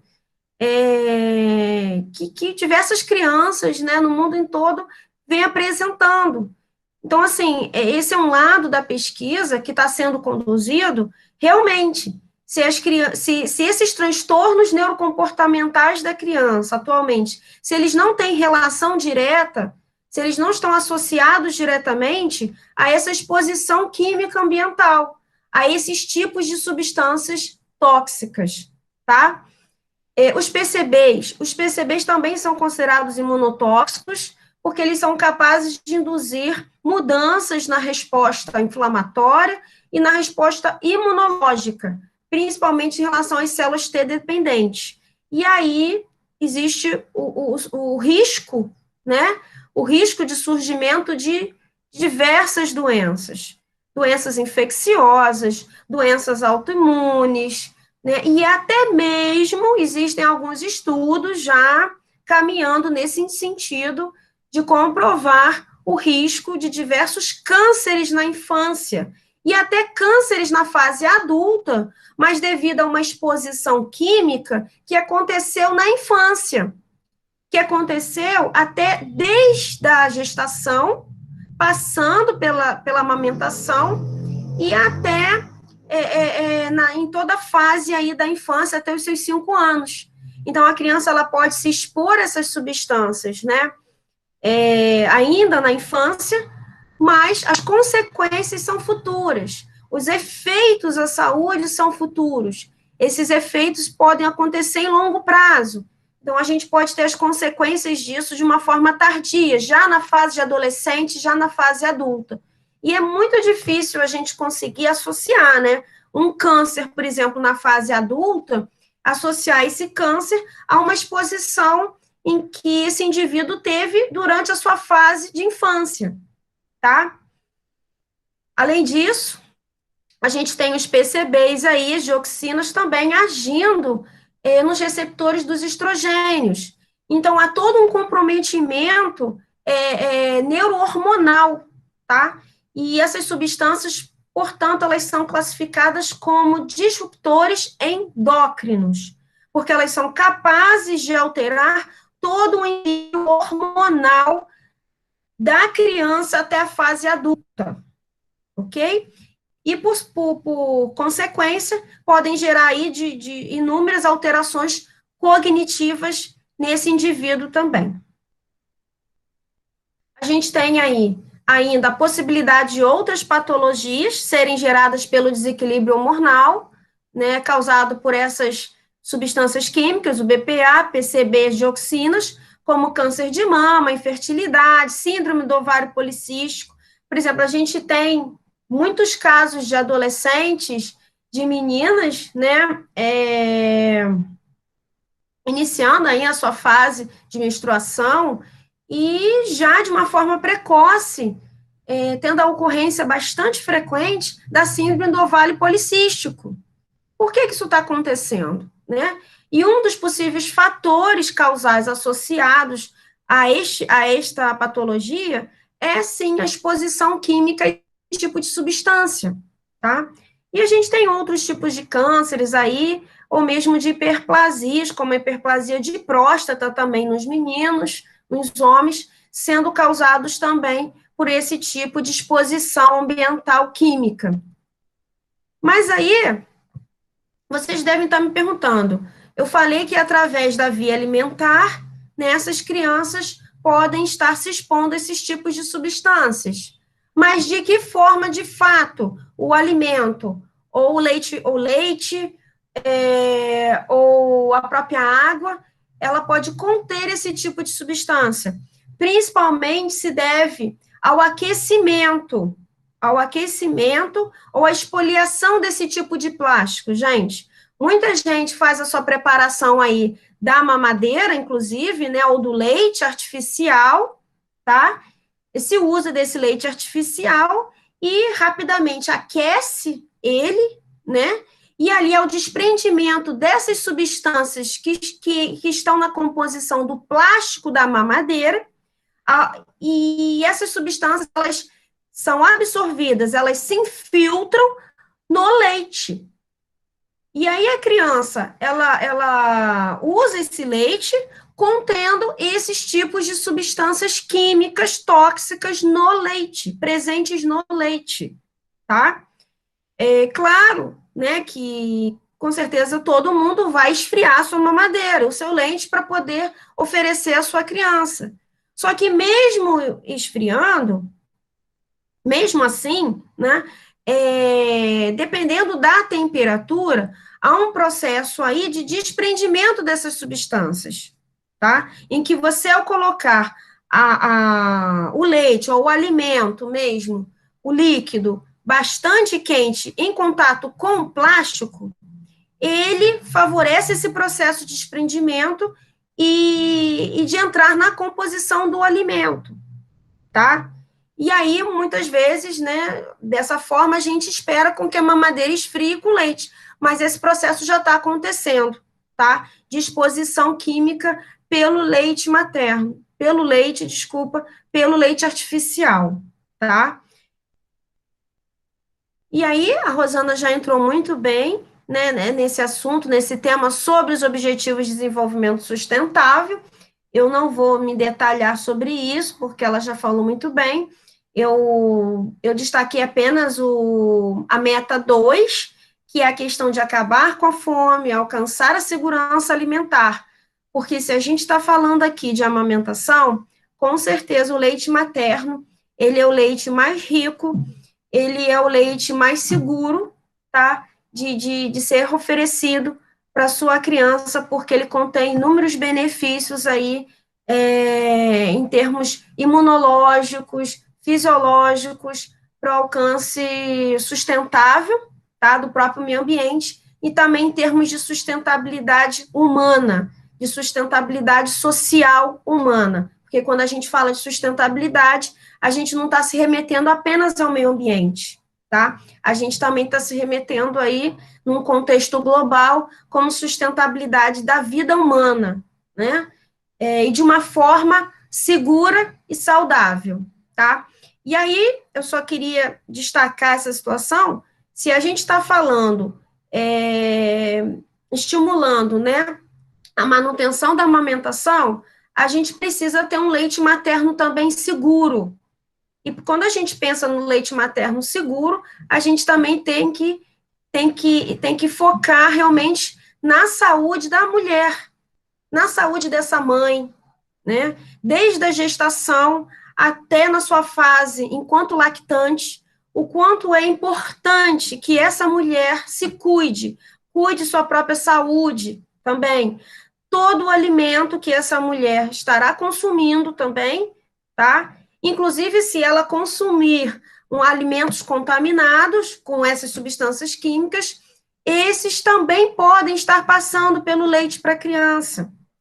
Então, alertar sobre a importância da saúde da mulher, de que a mulher precisa se cuidar também, precisa ter o cuidado em relação à sua própria alimentação, tá? Precisa se alimentar de uma forma nutritiva, de uma forma saudável, para que ela possa também estar passando toda essa nutrição para o seu bebê e a sua criança, os seus filhos. E aí, né, eu deixo uma foto assim minha recente, atualmente, tá bom? Meu e-mail, para como possível contato, caso alguém tenha interesse de ser explorado mais esse assunto, né, que aqui a gente tentou sintetizar de uma forma breve. Mas quem tiver interesse, deixo aí meu e-mail também, tá? Caso alguém queira entrar em contato e dirimir algumas dúvidas. Agradecendo mais uma vez a participação nesse evento, muito importante, nesse momento. Agradecendo a Rosana, as meninas, e passando a fala aí para a nossa petiana Ingrid, Yasmin, tá bom? Não sei se tem algumas perguntas aí, Ingrid, também, né? Que eu, a Rosana, a gente pode também estar ajudando a sanar algumas dúvidas, responder. Vou passar a fala para você, então. Obrigada. Obrigada, Marcela. Obrigada, Rosana. Gente, se vocês quiserem, ainda dá tempo de fazer algumas perguntas, porque nós vamos exibir um vídeo aqui com algumas fotos de algumas pessoas do nosso curso, dos 2 grupos de pesquisa, amamentando, e a gente vai pedir vocês para confirmar a presença no segundo formulário que a gente vai colocar aqui no chat, para ganhar o certificado. E depois que passar o vídeo, a gente vai fazer o sorteio dos 2 livros.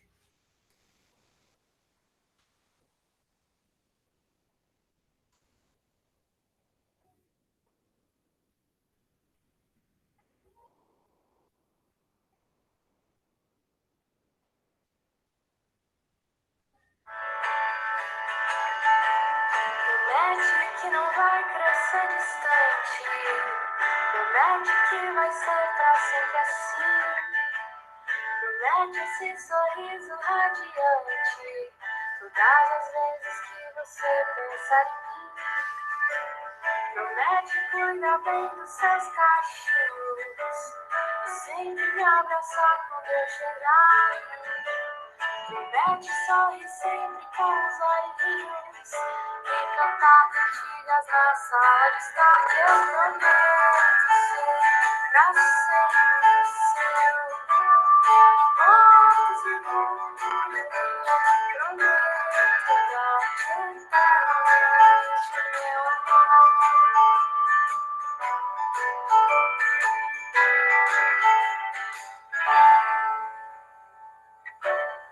Promete aproveitar cada segundo desse tempo que já passa tão veloz.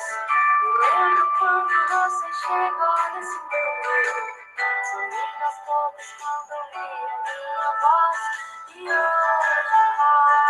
vai ter a sala, nunca desistiu de ser.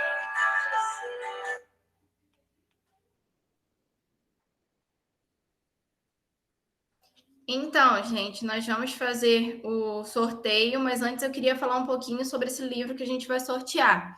É o de Práticas Comunicativas Socioambientais, Inovação e Potencialidades no Uso de Tecnologias Educacionais na Formação do Enfermeiro, que muito tem a ver com essa questão da sustentabilidade, como que o enfermeiro pode estar agregando nessa questão.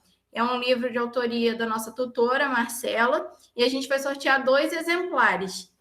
Então, eu queria que Marcela abrisse o áudio primeiro e falasse um número de 1 a 41.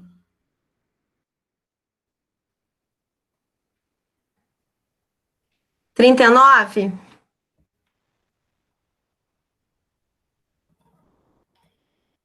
Ah, gente, quem ganhou o primeiro exemplar foi a professora Diana. Ah! Excelente, professora! Agora a Rosana pode liberar o áudio dela.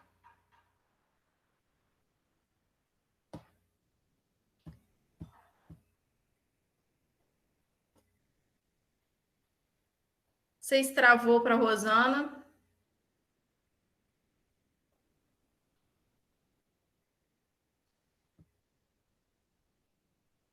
Ah, eu acho que travou, sim. Marcelo, você pode falar outro número, então. De 1 a 41. 19.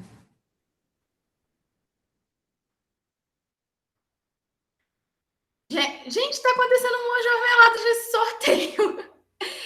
O segundo exemplar foi para a Núria, que é a nossa nova petiana no grupo. E aí a gente vai ver se consegue entregar assim que acabar esse processo todo da pandemia. Como foram 2 pessoas que vão estar lá no polo, a gente vai dar um jeito de entregar para as 2. E aí, gente, a gente pede a vocês que preencham o segundo formulário, que está aqui no bate-papo, para a gente poder computar a presença para emitir o certificado. E ele, em até 5 dias, vai estar na caixa de e-mail de vocês, tá?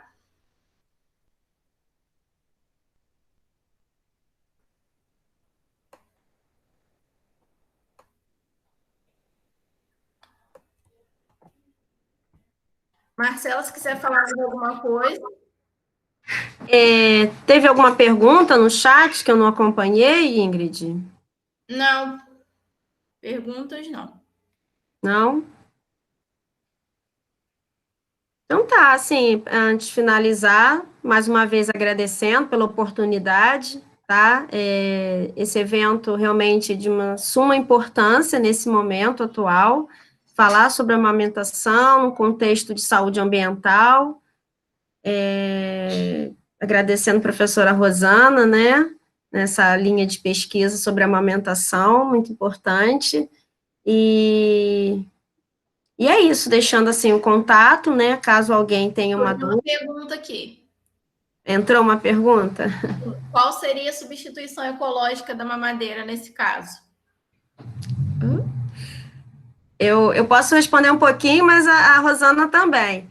Para mim, de uma forma óbvia, a amamentação, né? Leite materno. Apenas isso não é possível, né? Em algumas mães a gente sabe dos problemas, né? De alguns transtornos, algumas limitações que algumas mulheres sofrem nesse momento, né? Ou seja, em termos de produção de leite materno, a gente também reconhece que existem esses problemas também, né? Que algumas mulheres realmente não conseguem amamentar.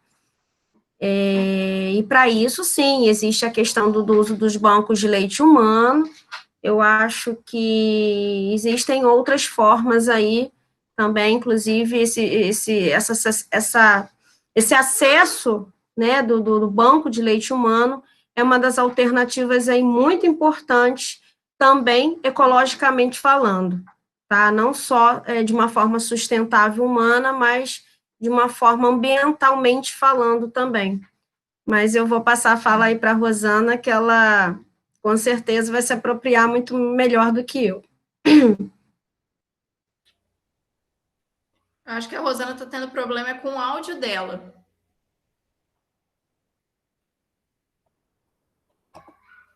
Entendo.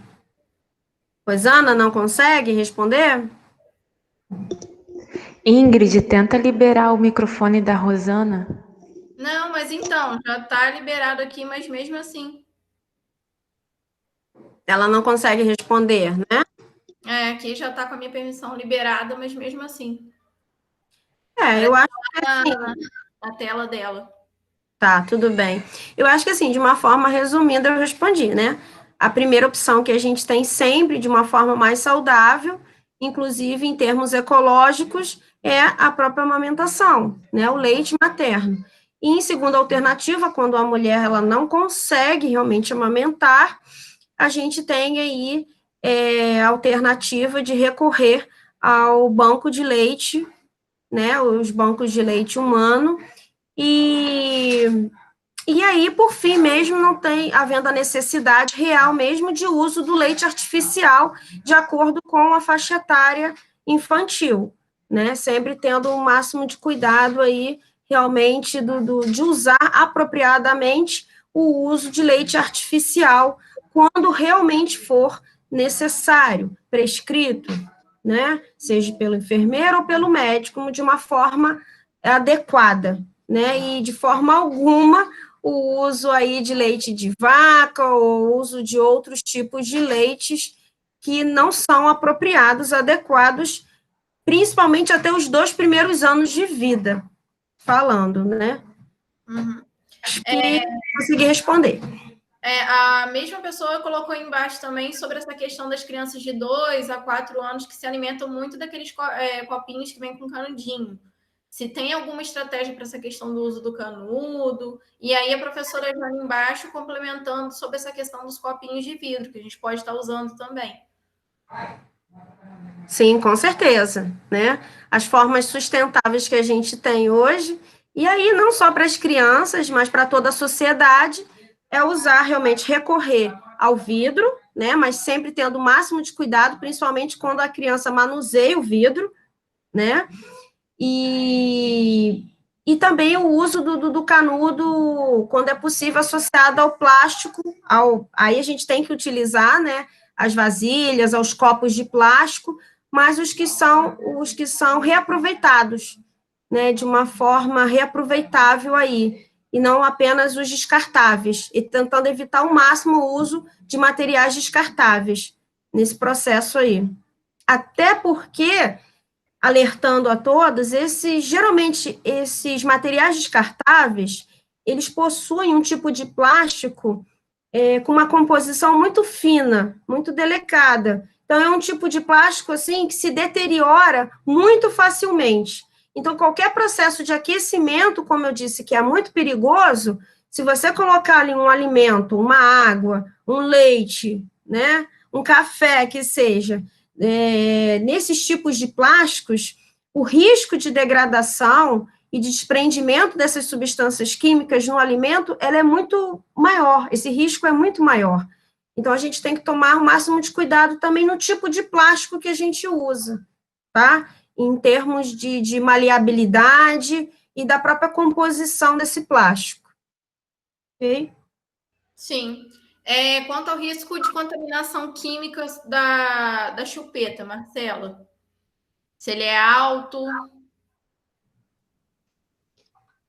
O que acontece? A chupeta, ela já não sofre um processo aí de um processo térmico, né? Ninguém vai esquentar ou aquecer a chupeta, né? Porque esse seria o maior risco de contaminação, seria através do aquecimento dessa chupeta. Isso geralmente não acontece.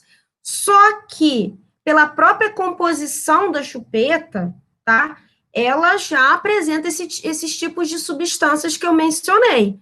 O BPA, as dioxinas, os PCDs, a composição do plástico da chupeta. Existe o risco de desprendimento no ato de contato humano mesmo, da boca da criança? Sim, existe. Mas esse risco realmente ele é pequeno, tá? Em termos de contaminação. Mas esse risco não é nulo, tá? Então existe um risco, mesmo que seja mínimo, mas ele existe, tá? Agora a questão da chupeta aí, a chupeta ela abre aí realmente uma margem para uma série de malefícios que são bem conhecidos, né? São amplamente conhecidos. A gente sabe que a chupeta e o uso de chupeta prejudica a formação da fala da criança, da própria respiração, da alimentação da criança, né? Então, assim, existem inúmeros malefícios pelo uso da chupeta, tá? A tendência, assim, de que qualquer coisa que a criança esteja chorando, né, esse ato de realmente de oferecer a chupeta. A gente tem que entender qual é o comportamento do nosso filho. E, nesse sentido, a chupeta também prejudica a questão do vínculo afetivo entre mãe ou entre pais e criança, tá? Então, é importante a gente conhecer aí o nosso bebê, conhecer a nossa criança, as rotinas de vida, quando ele chora porque está com fome ou que está com sede. E isso, aos pouquinhos, a gente vai acostumando e a gente vai aprendendo junto com os nossos filhos. Acho que até Yasmin pode dar sua experiência aí também, como mamãe.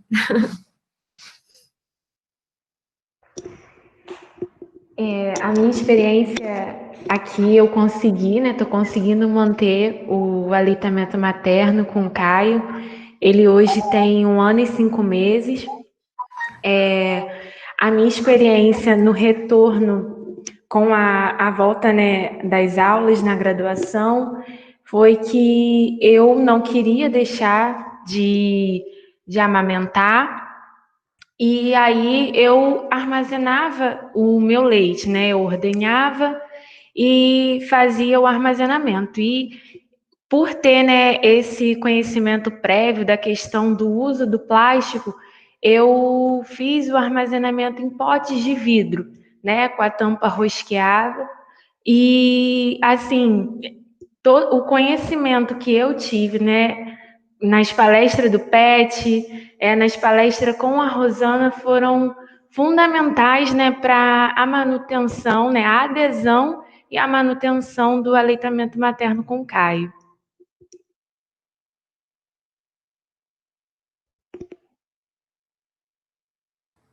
Muito bom, Yasmin.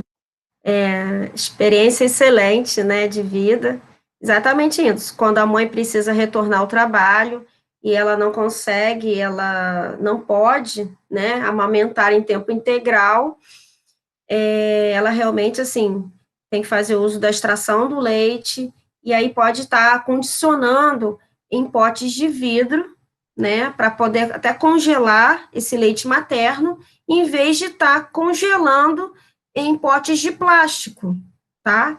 Isso aí vai de encontro, mais uma vez, do que eu mencionei aqui sobre essa situação de exposição química infantil, tá?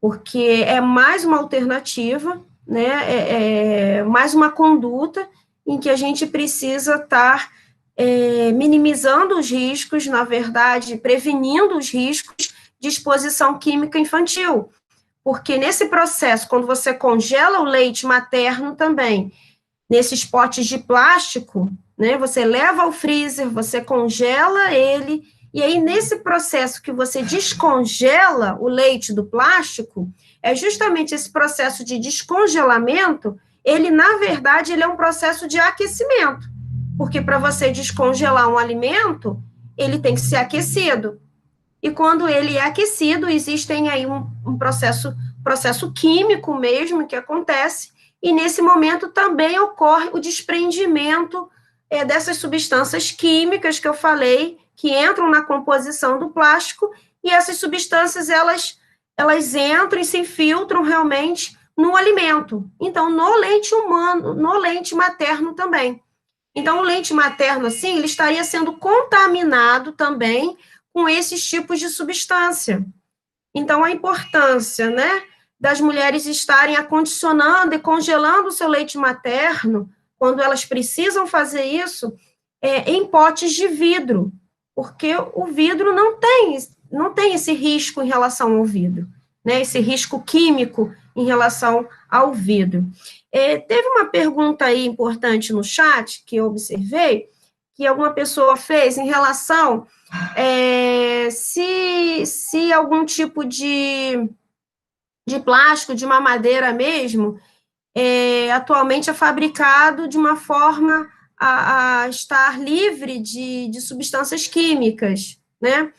A gente observa, como eu comentei, em alguns materiais plásticos, inclusive em algumas mamadeiras, que elas vêm ali de uma forma bem comercial, né, explícita, livre de BPA, livre de bisfenol A. Então, realmente, esse livre de BPA é que aquele plástico da mamadeira está livre, né, desse tipo de substância. Ou seja, esse tipo de substância, o BPA, não entra na composição do plástico da mamadeira. Só que eu gostaria de fazer um alerta a vocês. O BPA pode não entrar, mas existem outros tipos de substâncias do plástico que eu já mencionei, como as dioxinas, como PCDs, que podem estar presentes. E aí a gente sabe, né, que o comércio e a indústria, ela quer vender, né? E pensando aí em termos de mercantilismo, em termos comerciais, ela incentiva as pessoas a utilizarem, sim, o plástico de uma forma consumista, inclusive as mamadeiras, tá? Eu acho que, assim, já houve um avanço muito grande em termos, assim, comercial e da indústria, realmente ter um cuidado maior em relação a se preocupar sobre a saúde infantil. Só que a gente ainda tem que caminhar muito nesse processo, tá?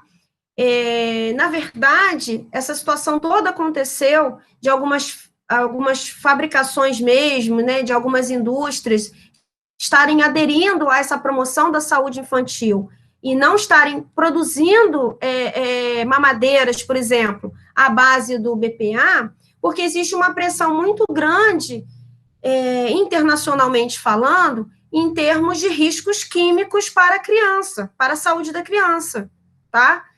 Então, por conta dessa pressão social, e principalmente uma pressão científica que caminha nesse sentido, é que a indústria aderiu a essa situação de fabricar mamadeiras livre do BPA. Só que, mesmo assim, existem outros compostos químicos que são tóxicos e que ainda permanecem na mamadeira. Mas a indústria ela não vai declarar abertamente, tá? Até porque ela quer vender a mamadeira.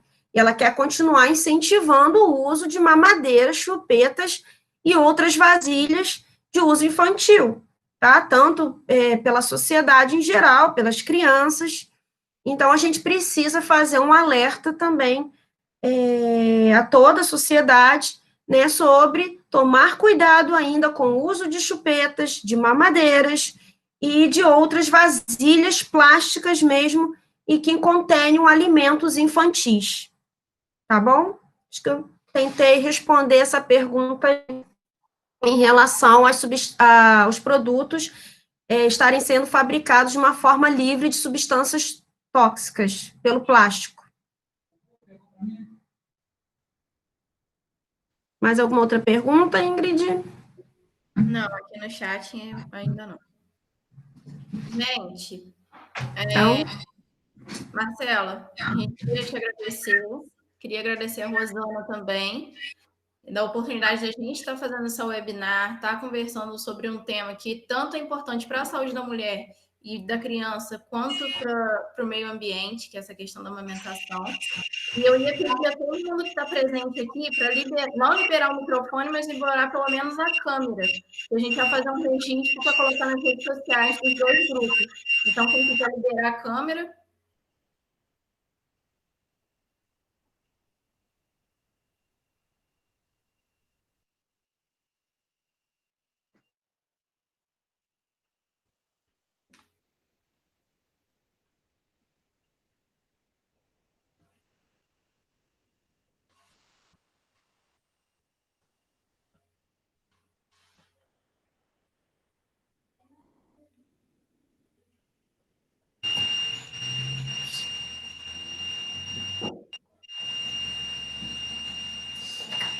Vou fazer o print aqui. 1, 2, 3. Se mais alguém quiser liberar a câmera, porque aí vai dando uma variação aqui para a gente. Podem ir liberando suas câmeras, galera.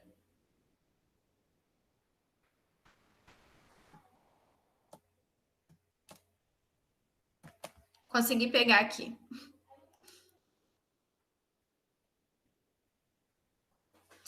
Gente, então a gente quer agradecer a presença de todo mundo e falar que daqui a 5 dias, no máximo, os certificados vão estar na caixa de e-mail de vocês. Mas caso não chegue, vocês podem mandar um direct ou para o Instagram do PET ou até para o Instagram do nosso curso de enfermagem. Está lá no corpo do e-mail os 2 Instagrams para vocês poderem seguir e acompanhar as novidades e as próximas lives que a gente for fazer, tá bom? A gente agradece a presença de todos e tenha uma boa noite.